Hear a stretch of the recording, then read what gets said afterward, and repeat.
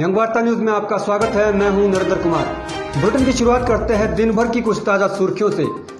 हिमाचल की गरीब जनता पर महंगाई की मार, प्रदेश सरकार ने बसों का बढ़ाया 25% किराया। नाहन में राशन पानी न मिलने पर सड़क पर उतरे गोविंदगढ़ मोहल्ला के लोग। शिमला के भट्टाकुफर में भारी लैंडस्लाइड, लगभग आधा दर्जन दुकानें और सेब की पेटियां तबाह। अब कर्मचारी चयन आयोग करवाएंगे पुलिस भर्ती की लिखित परीक्षाएं। सरकार पर बरसे कांग्रेस प्रदेश अध्यक्ष कुलदीप राठौर, सरकार पर लगाए कई गंभीर आरोप। कोविड फंड में आगे आए हिमाचल के देवी देवता, किन्नौर के डावला देवता ने दिया 5 लाख का दान।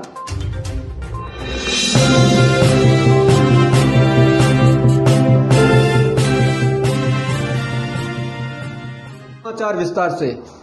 हिमाचल प्रदेश मंत्रिमंडल की बैठक आज मुख्यमंत्री जयराम ठाकुर की अध्यक्षता में शिमला में आयोजित की गई। बैठक में कई महत्वपूर्ण फैसले लिए गए, जिसमें कि प्रमुख रूप से बसों में यात्रा करने वाले यात्रियों के लिए 25% किराए की बढ़ोतरी की गई। इसके साथ ही बैठक में राष्ट्रीय एम्बुलेंस सेवा 108 के अंतर्गत इन 38 एम्बुलेंस को बदलने की भी स्वीकृति दी गई, जो कि अब पुरानी हो चुकी है।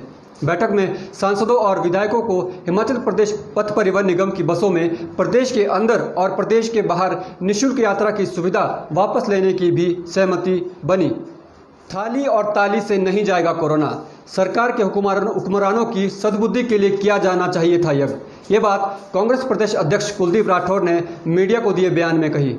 उन्होंने केंद्र और प्रदेश की भाजपा सरकार पर निशाना साधते हुए कहा कि सरकार ने कोरोना महामारी को गंभीरता से नहीं लिया, जिसके दुष्परिणाम आज आम जनता को भुगतने पड़ रहे हैं। उन्होंने कहा कि भाजपा महिला मोर्चा के द्वारा बीते दिनों जो हवन यज्ञ करवाया गया, उसमें स्वयं मुख्यमंत्री और कई लोगों के द्वारा सोशल डिस्टेंसिंग की धज्जियां उड़ाई गई, लेकिन पुलिस के द्वारा अभी तक कोई कार्रवाई नहीं की गई है। आपत्ति है, क्या कहना चाहते हैं आप? देखिए, मैं ये कहना चाहता हूँ कि ये जो कोरोना है, ये थाली और ताली से भागने वाला नहीं है। और भारतीय जनता पार्टी महिला मोर्चा ने जो यज्ञ किया कोरोना भगाने के लिए, अच्छा होता ये यज्ञ भारतीय जनता पार्टी के जो हुक्मरान है, चाहे केंद्र में हो या हिमाचल में हो, उनकी सद्बुद्धि के लिए किया जाता है। क्योंकि जिस ढंग से कोरोना महामारी के बीच प्रदेश सरकार के द्वारा आम जनता पर बस किराया बढ़ाकर करारा तमाचा मारा गया है। मुख्यमंत्री की अध्यक्षता में हुई मंत्रिमंडल की बैठक में बस किराए में 25% की बढ़ोतरी का निर्णय लिया गया। हिमाचल परिवहन मंत्री गोविंद ठाकुर ने मीडिया से बात करते हुए कहा कि कोरोना महामारी के बीच अनेक प्रकार की स्थितियों ने जन्म लिया है, जिसके चलते परिवहन क्षेत्र में भी हर स्तर पर भारी नुकसान और घाटा हुआ है। उन्होंने कहा कि पड़ोसी राज्यों ने भी 100% किराए पर बढ़ोतरी की है, लेकिन हिमाचल सरकार के द्वारा केवल 25% तक ही किराया बढ़ाया गया है और सभी औपचारिकताएं पूरी करने के बाद इसे लागू किया जाएगा। के कारण से अनेक प्रकार की स्थितियों ने जन्म लिया है और जिसके चलते जो परिवहन का क्षेत्र है, उसमें भी हर स्तर पर भारी घाटा हुआ है और विशेष तौर पर जो पैसेंजर ट्रांसपोर्ट है। जिला मुख्यालय नाहन में आए दिन कोरोना के मामले बढ़ते हुए नजर आ रहे हैं।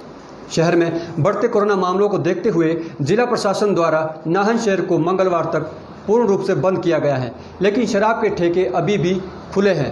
प्रशासन के इस निर्णय से गुस्साए लोग सड़कों पर उतर आए। लोगों का कहना है कि प्रशासन के द्वारा डेली नीड्स की दुकानों को बंद किया गया है, जिसमें दूध, सब्जियों की दुकानें बंद होने के चलते लोगों को भारी परेशानी का सामना करना पड़ रहा है। लेकिन शराब के ठेके खुले रखने से प्रशासन जनता को क्या संदेश देना चाहती है, ये समझ से परे है। अब वक्त एक छोटे से ब्रेक का। ब्रेक के बाद देखिए, कोविड अंशदान में आगे आए किन्नौर के देवी देवता श्री डावला जी द्वारा किया गया 5 लाख रुपयों का दान। प्रशासन की बड़ी लापरवाही से व्यक्ति का घर बना तालाब, पूरे कमरों में घुसा पानी।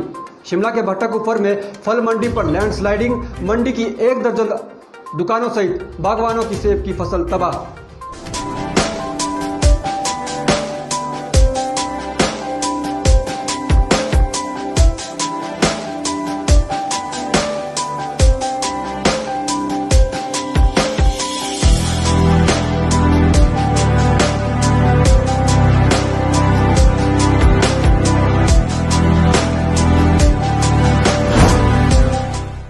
भूषण ज्वेलर्स, अनमोल रिश्तों के लिए। ब्रेक के बाद आपका स्वागत है। शिमला के भट्टा कुफर में स्थित फल मंडी पर एक बार फिर लैंडस्लाइड होने का मामला सामने आया है। फल मंडी पर लगातार टूट टूट कर पहाड़ी गिर रही है, जिससे कई बागवानों की सेब की फसल तबाह हो गई है। बता दें कि लैंडस्लाइड होने से फल मंडी की 1 दर्जन दुकानों को भी नुकसान पहुंचा है। लगातार हो रही इस लैंडस्लाइडिंग के चलते अब मंडी के निर्माण पर भी सवालिया निशान उठ रहे हैं कि ऐसे असुरक्षित स्थान पर मंडी क्यों बनाई गई। वीडियो में साफ तौर पर दिखाई दे रहा है कि किस तरह से फल मंडी पर यह पहाड़ी धीरे धीरे टूटकर गिर रही है। नालियां न बनने से घर बन गया तालाब, फिर भी घर में रहने के लिए मजबूर है परिवार। जी हां, मामला जिला ऊना के कैलाश नगर बनहेड़ का है, जहां पर एक व्यक्ति के घर में करीब 2 फुट पानी भर गया और हर कमरे में पानी ही पानी जमा हो गया। दरअसल मुबालिकपुर और दौलतपुर रोड पर नालियां न बनने से ये घर अब तालाब बन गया है। प्रशासन की बड़ी लापरवाही घर में रह रहे लोगों की जान को जोखिम में डाल रही है। कोरोना महामारी पूरे विश्व और देश में अपने पैर पसार चुकी है। हिमाचल प्रदेश का कोई भी क्षेत्र इससे अछूता नहीं रहा है। एक और जहां इस महामारी के प्रकोप से छुटकारा पाने के लिए हवन यज्ञ करवाए जा रहे हैं, वहीं आम जनता के द्वारा सरकार को फंड के रूप में सहयोग राशि भी दी जा रही है। इसी सहयोग में हिमाचल प्रदेश के देवी देवताओं द्वारा भी कोविड-19 फंड में अंशदान देने का क्रम जारी है। आज किन्नौर जिला के पूप मंडल के कामनगाड़ के देवता श्री डावला जी द्वारा कोविड अंशदान में 5 लाख रुपए की राशि जमा की गई। डावला देवता के सभा अध्यक्ष सहित अन्य लोगों के द्वारा सहायक उपायुक्त को 5 लाख रुपए का चेक दिया गया। जिला सिरमौर के दधाव जमटा मार्ग में एक ट्रक अनियंत्रित होकर सड़क पर ही पलट गया। गनीमत यह रही कि ट्रक में सवार चालक सुरक्षित है। मुख्य सड़क मार्ग पर ट्रक के पलटने से सड़क के दोनों तरफ घंटों जाम लगा रहा, जिससे लोगों को काफ़ी परेशानी का सामना करना पड़ा। हिमाचल प्रदेश में कोरोना रुकने का नाम नहीं ले रहा है। लगातार कोरोना के नए मामले सामने आ रहे हैं। जिला सिरमौर में भी कोरोना के बढ़ते मामलों को देखते हुए प्रशासन भी अब अलर्ट हो गया है। जिला उपायुक्त डॉक्टर आर.के. परुथी ने मीडिया से बात करते हुए कहा कि गोविंदगढ़ मोहल्ला में कोरोना की सैंपलिंग जारी है और अभी तक 350 लोगों की सैंपलिंग की जा चुकी है। इसके साथ ही मोहल्ला में मुफ्त राशन और आयुष किट बांटी जा रही है और दूध तथा दवाइयाँ घर द्वार पर पहुँचाई जा रही हैं।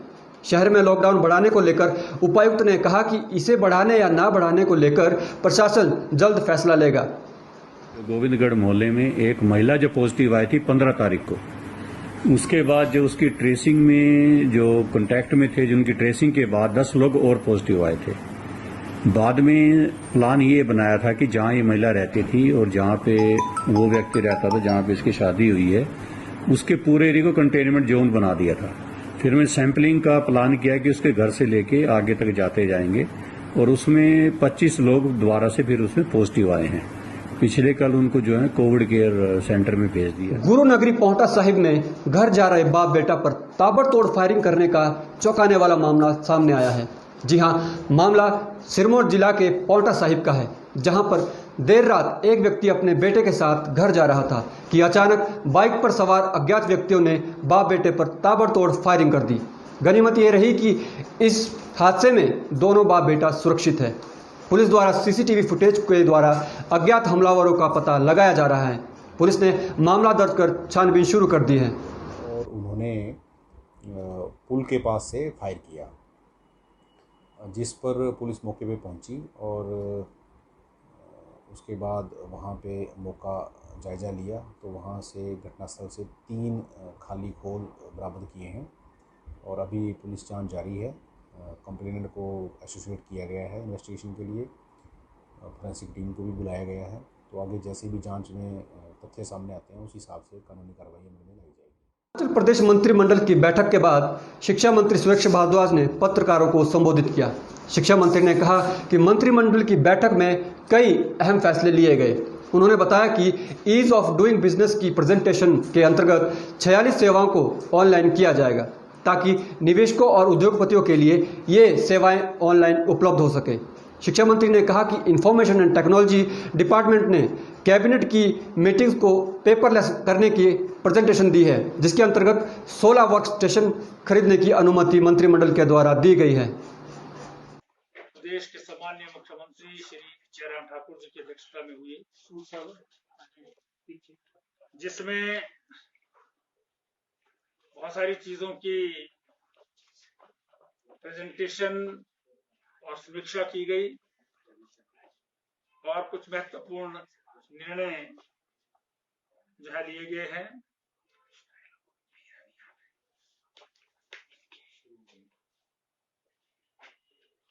ज्वाली के विकासखंड फतेहपुर के अंतर्गत आने वाली पंचायत नरगुम में घटिया मटेरियल लगाए जाने के मामले ने अब नया मोड़ ले लिया है। जांच के लिए पहुंची विभाग की जेई द्वारा शिकायतकर्ता को धमकाने का वीडियो सोशल मीडिया पर खूब वायरल हो रहा है। आपकी जानकारी को बता दें कि पंचायत के वार्ड नंबर 6 में नाली निर्माण में घटिया मटेरियल लगाने पर स्थानीय व्यक्ति ने सीएम हेल्पलाइन पर कंप्लेंट की थी, जिसके चलते अधिकारी के द्वारा शिकायतकर्ता को धमकाने का वीडियो सामने आया है। यंगवार्ता न्यूज़ में आज के लिए बस इतना ही। देश प्रदेश की तमाम ताज़ा खबरों के लिए आप जुड़े रहिए यंगवार्ता न्यूज़ के साथ। धन्यवाद।